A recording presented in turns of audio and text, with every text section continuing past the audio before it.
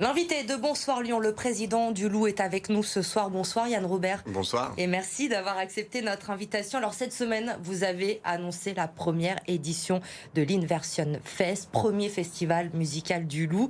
Ce sera les 17 et 18 juin prochains au Matmut Stadium de Gerland. Stromae, Orelsan, PNL, les Black Eyed Peas. Vous frappez sacrément fort quand même pour une première édition. Ouais, ça va nous changer un peu du rugby. C'est vrai qu'on n'a pas l'habitude, mais bon, on voulait pour un premier coup, c'est vrai que ce soit un gros coup. Et puis nos amis d'Olympia Productions sont venus nous proposer ce concept de festival auquel on a adhéré. Donc c'est lancé.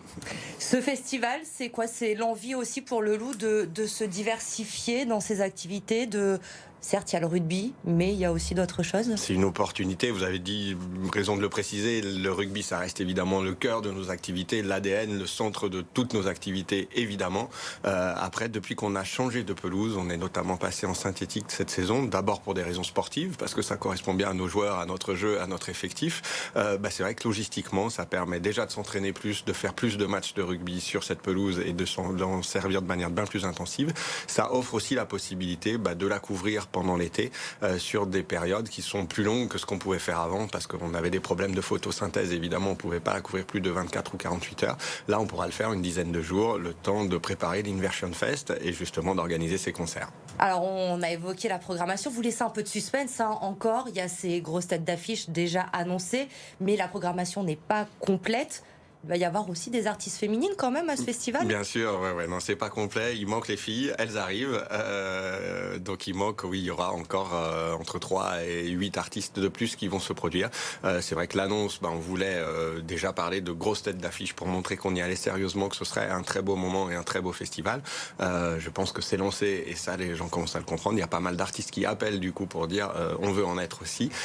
Donc oui, on annoncera la fin de la programmation d'ici le 15 décembre. À voir Stromae en tête d'affiche de sa première édition, Stromae qui fait son grand retour.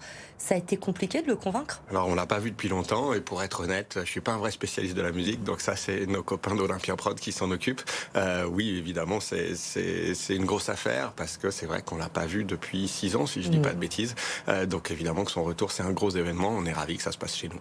Vous allez pouvoir accueillir 35 000 personnes par soir au maximum. L'objectif, vous vous en êtes fixé un pour cette première édition? Ouais, il y aura plusieurs dizaines de milliers de personnes, donc ça on s'en réjouit.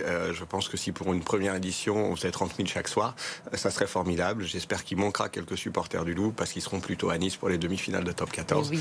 Donc on est ravis d'organiser ce festival. Après, d'un point de vue rugby, on espère bien le rater. J'espère bien ne pas être là au moins sur les 2 soirs pour en passer au moins une soirée à Nice côté du rugby. On l'espère aussi effectivement parce qu'il y a le rugby et ce sera en plein dans les phases finales de ce Top 14. Est-ce que c'est un petit pied de nez aussi à Jean-Michel Aulas, ce festival? Il devait lancer son Félin Festival, lui, l'an dernier, avec justement les Black Eyed Peas en tête d'affiche. Il a été annulé à cause du Covid et finalement, cette année, c'est le Loup, c'est à Gerland que ça va se passer. Ouais, je crois qu'ils ont une autre programmation et que leur stade était plein. Donc c'est vrai que nous, ça offre cette opportunité. Après, on fait ça non pas pour faire un pied de nez, chacun son stade, chacun ses activités. Nous, on travaille évidemment pour le Loup Rugby, pour faire grandir et pour faire avancer le Loup Rugby contre personne et surtout pas contre l'Olympique Lyonnais. Alors, on va parler justement du sportif, du rugby aussi. J'en profite de vous avoir avec nous ce soir sur BFM Lyon. La semaine dernière, Pierre Mignoni a évoqué son avenir. Il est en contrat jusqu'en juin 2023 avec le Loup. Il a dit qu'il allait rapidement prendre une décision. Vous avez envie, vous, de continuer l'aventure avec Pierre Mignoni? Ouais, on en parle sereinement. Il reste un petit peu de temps, effectivement, parce qu'il y a encore 1 an et demi où on est sûr d'être ensemble et d'avancer. Mon analyse, c'est que l'histoire est sans doute pas finie, qu'on n'est pas au bout d'un cycle. Il faudrait évidemment qu'on se pose des questions si on était usé. Pierre, comme tout le staff, comme moi, enfin comme chaque personne au Loup Rugby, évidemment. Je pense que c'est pas encore le cas, donc on va en parler sereinement. Et effectivement, pour bien prévoir l'avenir, faut l'anticiper. Donc c'est le bon moment pour en parler, pour se poser les bonnes questions et puis essayer d'y trouver des réponses et pourquoi pas qu'elles soient communes. Évidemment que c'est sans doute la meilleure solution. On va en parler sereinement et puis on fera savoir ça sans doute d'ici la fin de l'année.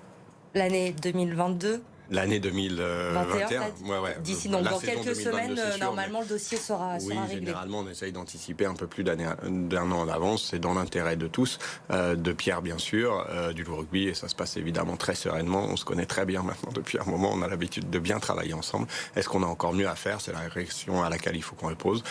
Sans doute que oui, mais il faut se poser toutes les questions pour être sûr de prendre les bonnes décisions. Effectivement, se poser toutes les questions parce qu'en juin 2023, ça fera 8 ans quand même que Pierre Mignoni est à la tête du Loup. Parfois aussi, c'est bien de renouveler un peu. Ouais, tout est bien. Il faut se poser toutes les questions pour être sûr que si on continue, c'est la bonne solution pour tous. J'aurais tendance à le croire, mais justement, faut analyser toute la situation, être sûr qu'on n'est pas en bout de cycle, qu'on a encore mieux à faire et qu'on peut continuer à avancer et à progresser, parce qu'on a tous toujours intérêt à avancer, à grandir.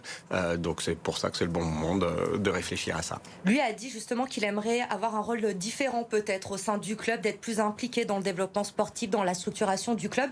Est-ce qu'on peut imaginer peut-être un binôme d'entraîneur, un Pierre Mignoni qui aurait un rôle un petit peu plus au-dessus de manager et de mettre une autre personne sur le banc à ses côtés? On peut tout envisager, bien sûr, parce que le reste du staff, c'est vrai qu'on parle beaucoup de Pierre, mais le reste du staff est aligné sur son contrat. Tout le monde va jusqu'en 2023.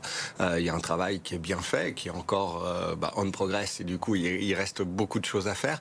Du coup, on va se poser les questions tous ensemble pour trouver la meilleure organisation. Mais je suis d'accord qu'il faut sans doute toujours qu'on réfléchisse, qu'on évolue, parce que si on se concentre de faire pareil en se disant c'est confortable, ça marche pas mal, on continue, c'est comme ça qu'on risque de stagner. C'est évidemment pas ce qu'on veut. Et c'est important d'avoir une réponse rapidement, vous l'évoquez, parce que j'imagine aussi que pour faire venir des joueurs au Loup, c'est important aussi que la situation de Pierre Mignoni soit claire pour tout le monde. Bien sûr, pour le projet, c'est évident que Pierre est central dans le projet depuis 8 ans, qu'on a fait de très belles choses ensemble. Sans doute qu'il en reste, donc c'est pour ça qu'on va en parler. Après, on a beaucoup de candidatures qui viennent de l'extérieur. C'est pour être honnête vis-à-vis de tout le monde.